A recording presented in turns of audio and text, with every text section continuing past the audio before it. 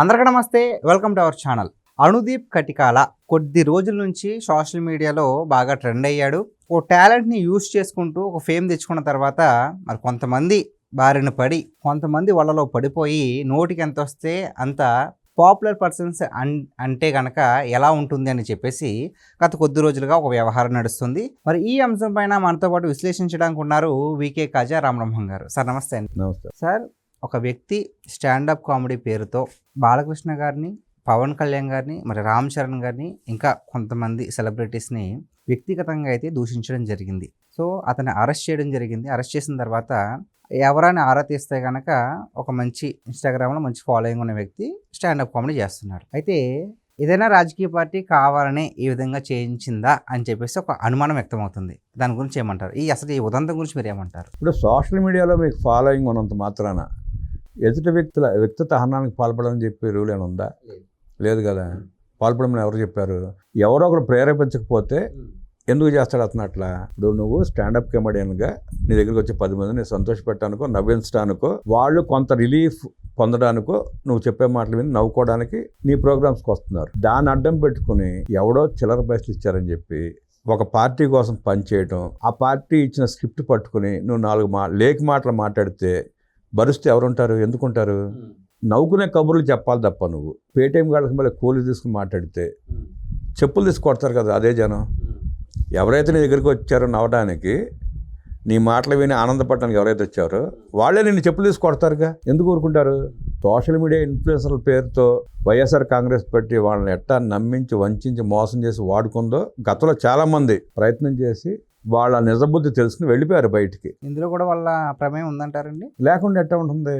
ప్రత్యేకంగా కొంతమందిని సెలెక్ట్ చేసుకుని అతను మాట్లాడాడంటే, ఇప్పుడు బాలకృష్ణ గారి పేరు ప్రస్తావించాడు, పవన్ కళ్యాణ్ గారి ప్రస్తావించాడు, ఇంకెవరిని అన్నాడు? రామ్ చరణ్ పేరు ప్రస్తావించాడు, బాబు గారి కూతురైనటువంటి నిహారిక గారిని.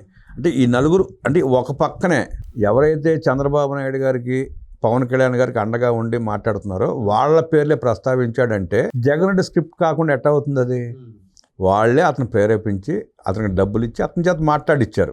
టాపిక్ డైవర్ట్ చేయడం కోసం, లేదంటే ఇతనికి ఉన్న ఇన్ఫ్లుయెన్స్ని వాడుకుని ఏదో కనీసం 10 ఓట్లు పొందామనే ఉద్దేశంతోనో జగన్ రెడ్డి ప్రయత్నమే అది. లేకపోతే అతను మాట్లాడాల్సిన అవసరం ఉంది. బాలకృష్ణ గారి గురించి అతనికి ఏం తెలుసని మాట్లాడాడు అతను? ఇప్పుడు వ్యక్తి గురించి మనం విమర్శించేటప్పుడు తెలుసుకోవాలి కదా. ఎమ్మెల్యేగా ప్రజాసేవ చేస్తున్నాడు ఆయన. హిందూపురం నియోజకవర్గంలో ఒక ఎమ్మెల్యేగా ఆయన ఎంత ప్రజాసేవ చేస్తున్నాడు, ఎంత అభివృద్ధి చేస్తున్నాడో అతనికి ఏమైనా తెలుసా? బసతారకం ట్రస్ట్ హాస్పిటల్ చైర్మన్గా ఎంత సేవ చేస్తున్నాడో తెలుసా? ఎన్ని వేల మందికి ప్రాణదాతగా ఉంటున్నాడో తెలుసా? ఎన్ని వేల కోట్ల రూపాయలు పోగు చేసుకొచ్చి ఆ హాస్పిటల్ నిర్వహిస్తున్నాడో తెలుసా? కళారంగానికి తన సేవలు అందించి ఆ కళారంగానికి ఎంత మంచి పేరు తీసుకొచ్చాడో అతనికి తెలుసా? ఏం తెలుసని మాట్లాడుతున్నాడు? ఏదో ఎవడో వచ్చిన స్క్రిప్ట్ తీసుకుని మాట్లాడితే ఏమవుద్ది? చెప్పు తీసుకొడతారు. పవన్ కళ్యాణ్ గారి గురించి, ఆయన గురించి ఏం తెలుసని మాట్లాడతాడు? కోట్ల రూపాయలు సంపాదించుకునే అవకాశం ఉన్న సినిమా ఇండస్ట్రీని వదిలిపెట్టి ప్రజాసేవలోకి వచ్చి ఆఖరికి లక్షల కోట్ల రూపాయలు దోచుకున్న జగన్మోహన్ రెడ్డి చేయని పని కూడా ఆయన చేస్తున్నాడు. జగన్మోహన్ రెడ్డి ముఖ్యమంత్రిగా ఉన్నప్పుడు రైతులు ఇబ్బంది పడతా ఉంటే, లాస్ అయిపోతే అదే కడప జిల్లాలో పవన్ కళ్యాణ్ వెళ్ళి సుమారుగా 40 మంది రైతులకి తన కష్టార్జితం పంచి వచ్చాడు ఆయన. అనేక దానాలు చూసాం మనం. జగన్మోహన్ రెడ్డికి మళ్ళీ దోచుకుని డబ్బు దాచుకుని కంపు రాజకీయాలు, చిల్లర రాజకీయాలు చేయలేదు కదా అతను. కష్టపడి సంపాదించుకుంటున్నాడు. ఆఖరికి ఆ సినిమా పరిశ్రమను కూడా వదిలిపెట్టి బయటకు వచ్చి ప్రజాసేవ చేసుకుంటున్నాడు. ఒక ఆరోపణ చేయగలరా పవన్ కళ్యాణ్ మీద ఎవడన్నా? మరి ఎందుకు ఆయన విమర్శిస్తున్నాడు ఇతను? వ్యక్తిగతంగా మాట్లాడాల్సిన అవసరం ఏంటి? అసలు ఎవరినైనా వ్యక్తిగతంగా మాట్లాడాల్సిన అవసరం ఏంటి? అసలు ఏం తెలుసని నీకు ఆయన వ్యక్తిగతం? ఎట్లా మాట్లాడతావు నువ్వు? ఏం చేయాలి? ఎట్టంటానని ప్రజలే చెప్పులు తీసి కొట్టాలి. పోలీసులు కేసు పెట్టి అరెస్ట్ చేయడం కాదు, ప్రజలే కొట్టాలి అని. ఇక రామ్ చరణ్ గురించి ఏం మాట్లాడాడు? పెళ్ళం సంపాదన మీద బతుకుతున్నాడు అని ఇంకొక గలీజ్ వర్డ్ కూడా యూజ్ చేయడం జరిగింది. అంటే ఈడిగిడి ఏమనుకుంటున్నాడు? అసలు పెళ్ళం సంపాదన మీద బతకడం ఏంటి? అంటే రామ్ చరణ్ ఏమైనా ఫుట్ పాస్ మీద నుంచి వచ్చి కొప్పింటమ్మని పెళ్లి చేసుకుని కాలక్షేపం చేస్తా అంటే నువ్వు అనొచ్చు అన్నమాట. రామ్ చరణ్ ఆ స్థాయిలో వ్యక్తి. రామ్ చరణ్ సినిమాలు వాళ్ళు ఎట్లా ఆడుతాని, ఎన్ని కోట్లు తీసుకుని సినిమాలు యాక్ట్ చేస్తున్నాడు అతను. అసలు రామ్ చరణ్ తండ్రి ఎవరో, చిరంజీవి గారి సంగతి ఇది తెలుసా? తండ్రి ఎవరో, వాళ్ళ స్థాయి ఏంటో, ఎన్ని వేల కోట్ల రూపాయలకి అధిపతులు తెలియకుండా మాట్లాడా. అంటే ఇవన్నీ చూస్తే ఏమనిపిస్తూ ఉంది? కావాలని వ్యక్తహరణ చేయడానికే ఆ వైఎస్ఆర్ కాంగ్రెస్ పార్టీ ఇలాంటి సన్నాసుల్ని, దరిద్రుల్ని ఎంచుకుని వాళ్ళ చేత ఇలా మాట్లాడించి దాన్ని వైరల్ చేయటం.